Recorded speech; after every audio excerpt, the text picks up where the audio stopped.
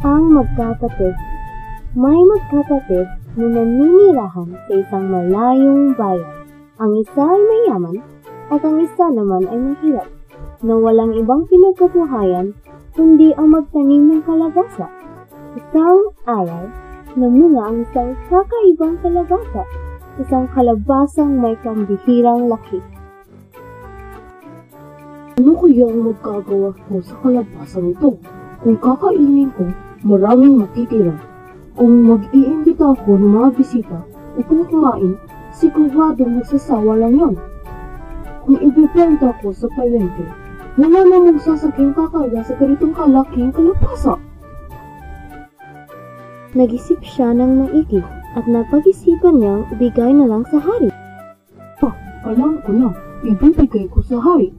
Tiyak na magagalak ang hari. At ganoon ang ginawa niya. Laking tuwa ng hari dahil noon lamang ito nakakita ng ganoong kalaking kalabasa. Isa itong kamangha-manghang bagay. Tiyak na magiging pangunahing pang-akit ito sa ating kaharian. Siguradong maiinganyo ang lahat. Oh, ito, mga mamanghaling totoo at hindi. Tanggapin mo bilang pasasalamat. Tuwang-tuwa ang mahirap na kapatid at kaagad nagtungo sa kanyang mayamang kapatid upang ibalita ang nangyari. Hindi ako makapaniwala. Nakatanim ako ng napakalaking kalabasa at binigay ko sa hari. Tingnan mo, binigyan ako ng ginto bilang pasasalamat. Hindi natanggap ng mayamang kapatid ang katotohanan. Naisip niya, kung ang hari ay natuwa sa walang kwentang kalabasa, tiyak na ikagagalak nito kung bibigyan niya ng mas mahalagang bagay. Imposible! Siguradong matatalo ko siya. Bibigyan ko ang hari ng mas mahalagang kagandahan. Tiyak na mas malaki ang kapalit ko.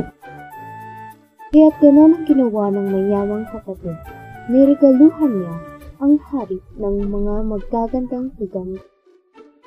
Ang ganitong pambihirang regalo ay dapat ng suklian ng pambihirang Natuwa ang mayamang kapatid.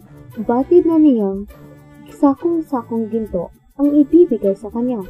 Ngunit sa kanyang kabiglaan, ang ipinagkaloob sa kanya ay ang pinakamahalagang bagay sa palasyo ng sandaling iyon.